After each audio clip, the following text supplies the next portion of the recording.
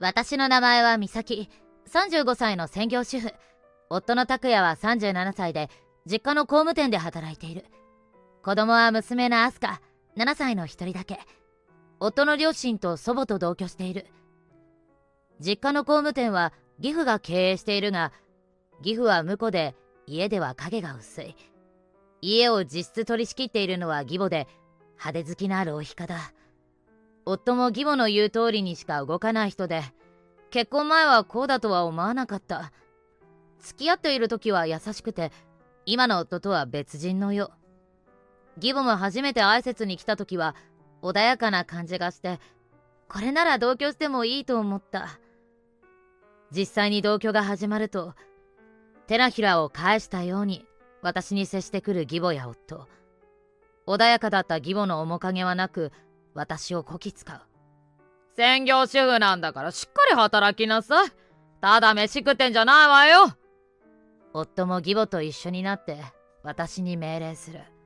俺の働いた金で生活してるんだから、お袋の言うこと聞いてればいいんだよ。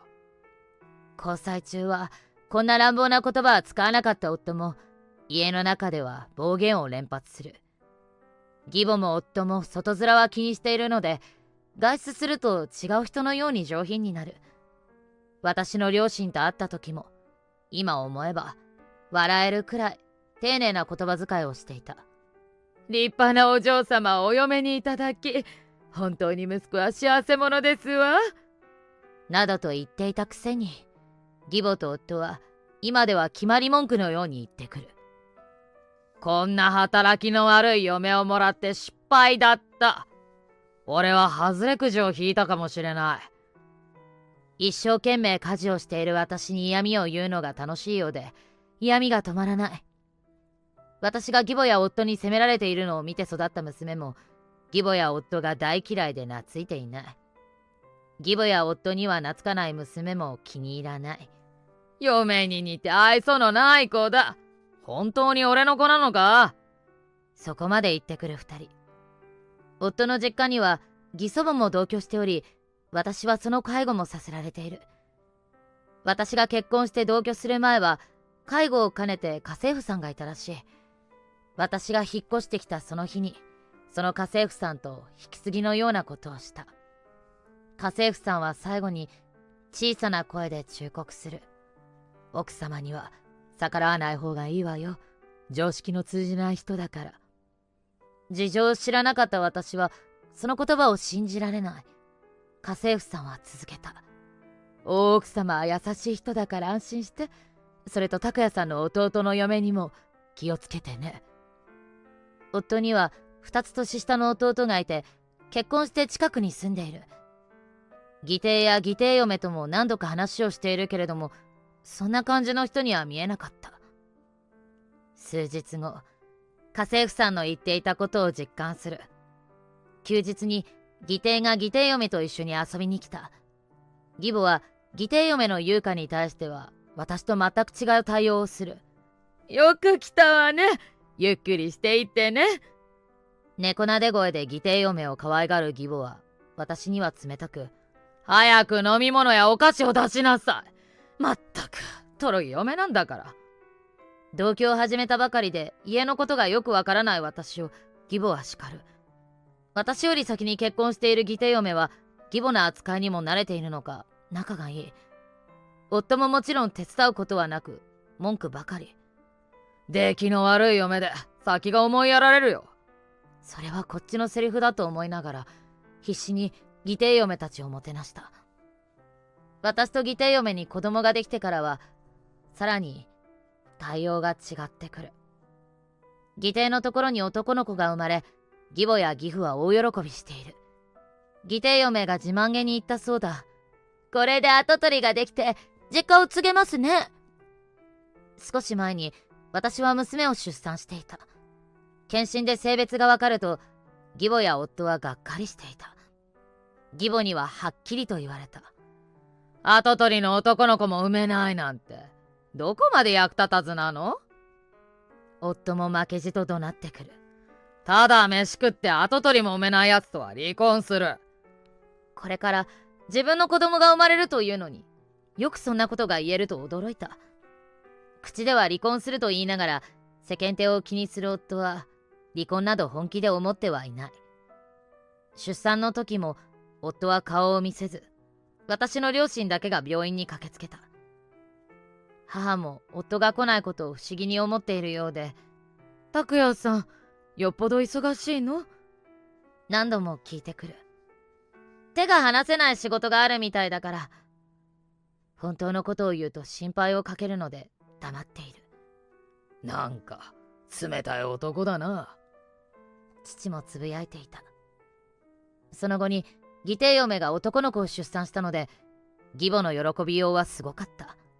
やっぱり優香さんはいいお嫁さんね。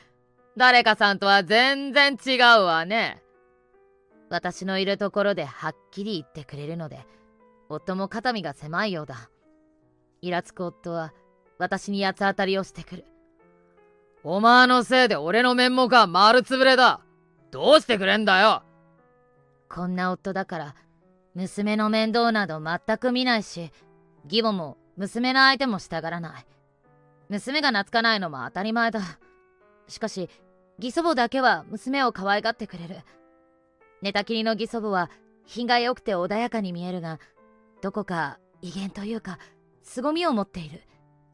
派手好きな義母と親子とは思えない義祖母にとって、娘は初ひ孫だ。美咲さんのおかげでひ孫を抱かせてもらって幸せよ。この家で感謝の言葉を口にするのは義祖母だけだ。苦労かけて申し訳ないね。本当は娘が世話を見るのがいいのにね。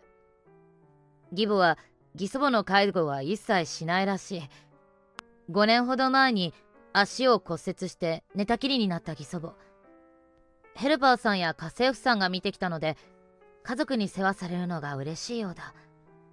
私も家の中で義祖母の部屋が一番落ち着き、辛いことがあると来てしまう。義母の性格を知っている義祖母は、私が嫌な思いをしていることは分かっている。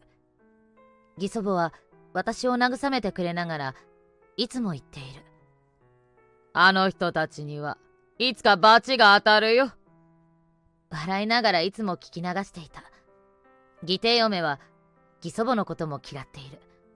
遊びにやってきても義祖母には挨拶もしないし、子供に合わせようともしない。寝たきりの人って苦手なんですよ。なんか部屋も独特の匂いしますし。一度義祖母の部屋に誘ってみたが、はっきりと断られた。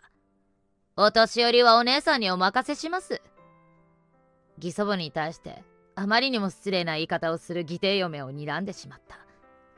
義弟嫁はそれを義母に告げ口したようで、すぐに私は義母に叱られる。あなたはどこまでも性格の悪い嫁ね。義弟の嫁をいびってばかり。言い返したかったが、何倍にもなって帰ってくるのは分かっている。無言でいるのがさらに気に障ったようで、いつもの言葉が出てくる。早く離婚してしまえ。役立たずの嫁が。最近夫も義母も何かすると離婚しろと言ってくる。正直私も真剣に離婚のことを考え始めていた。こんな環境では娘の教育にも良くない。思い切って離婚したいが、別れた後の生活が不安でなかなか実行できない。仕事を探したいが、休みなしで家事や育児、介護をしており時間がない。そんな私を嘲笑うように義弟嫁がやってきた。夫と2人で旅行に行ってくるから子供預かってもらえます？義母は喜んで義弟の子供を預かった。しっかり面倒は見るからゆっくりしておいで。実際に面倒を見るのは全て私である。義母はただ甘やかすだけで世話などするはずがない。美咲さん、ちゃんとお世話しなさいよ。思った通りの言葉が降ってくる。こんなご飯食べたくない。ハンバーガーしか食べないよ。義弟の息子もわがままでしょうがない。義母はすぐに私に命令する。聞いたでしょ。早くハンバーガー買ってきなさい。義弟の息子は娘と同じ7歳だが、偏食がひどい。ハンバーガー以外を食べるのを見たことがない。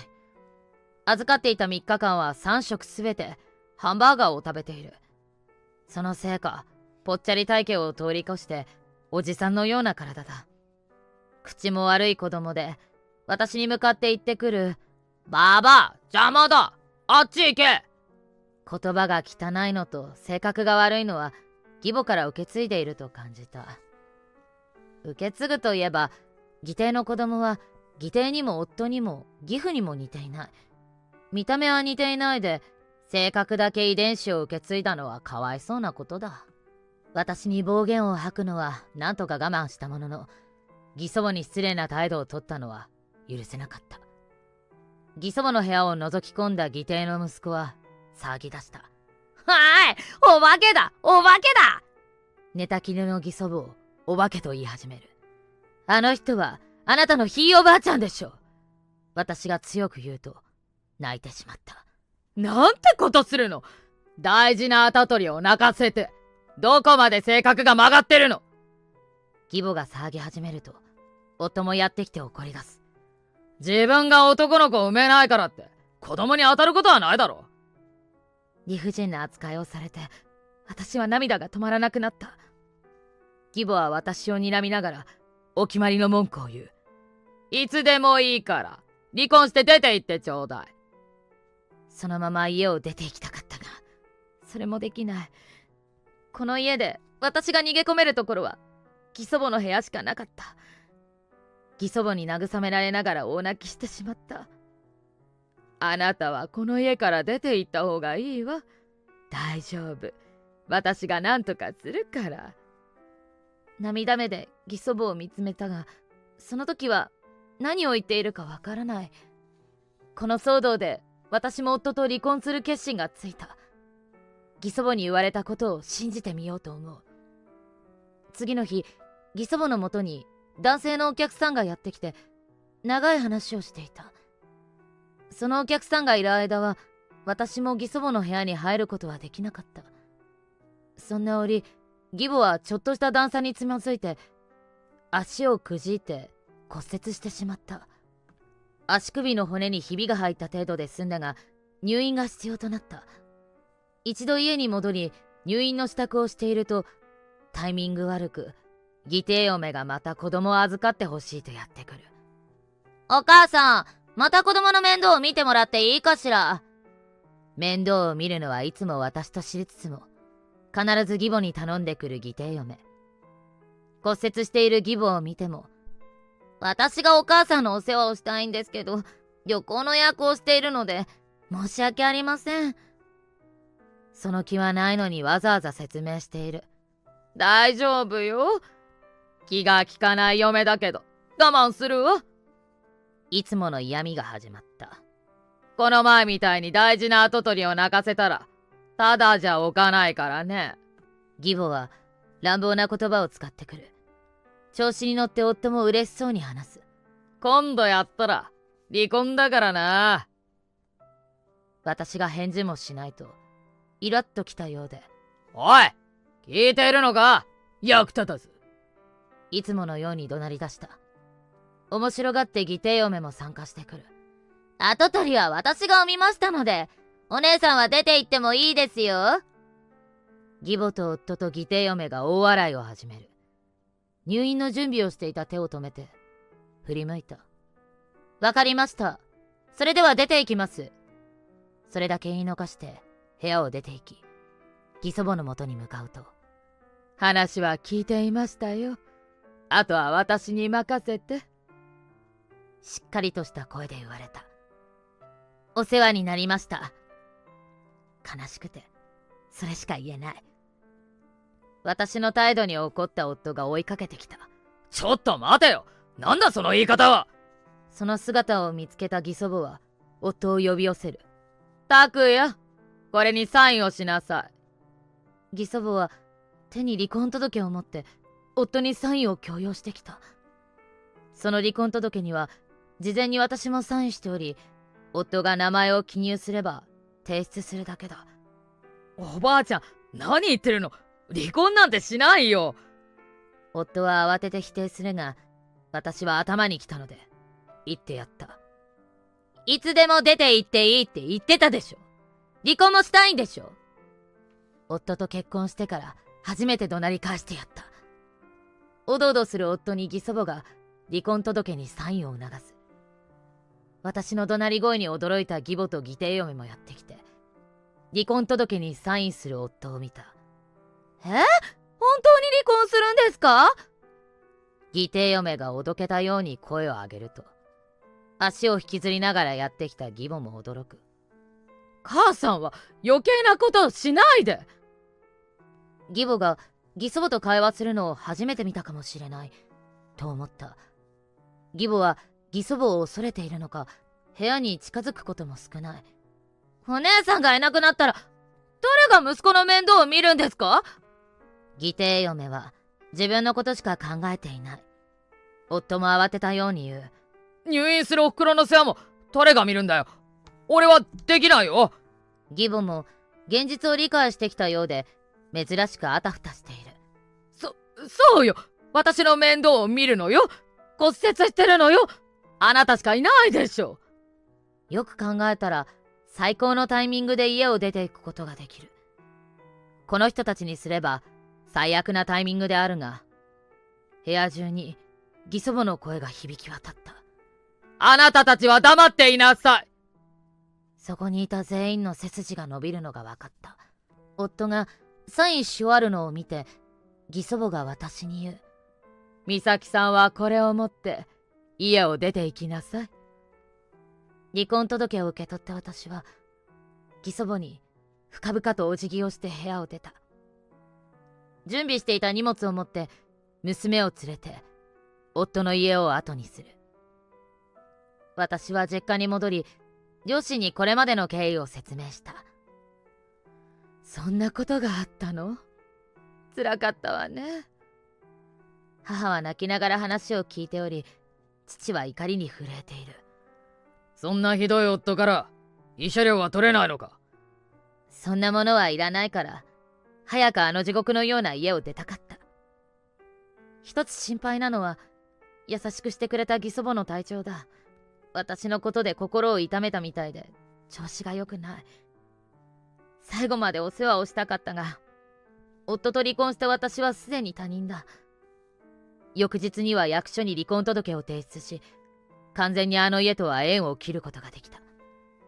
それからは仕事探しで忙しい日々が続いて、元夫の実家のことなど忘れていた。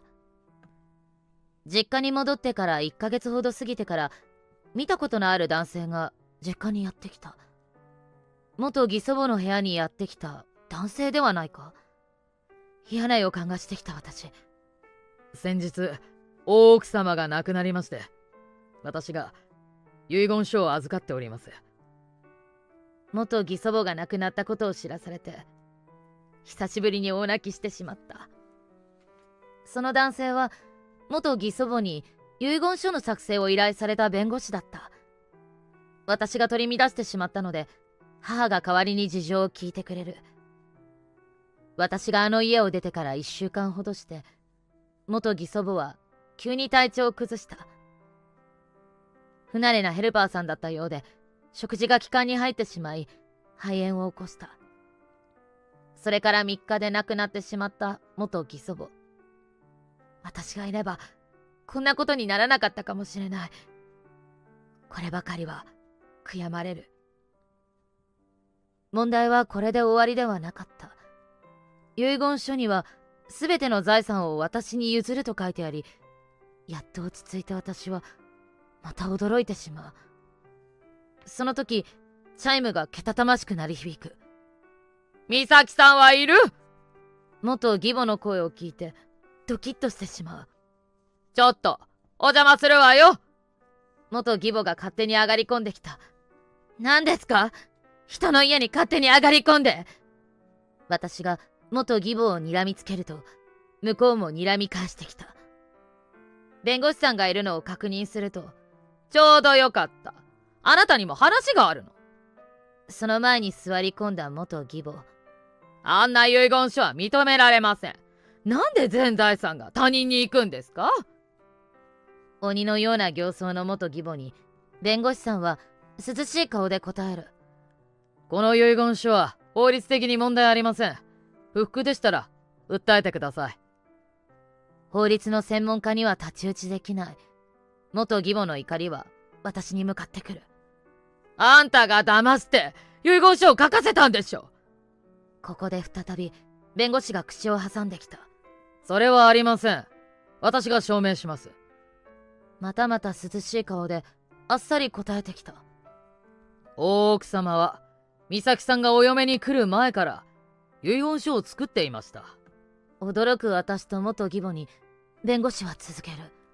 世話をしない奥様ではなく、世話をしてくれる人に財産を与えると決めていました。さらに弁護士は言った。美咲さんに世話をしてもらって本当に感謝していましたよ。そのお礼だそうです。今度は嬉しくて大泣きしてしまった。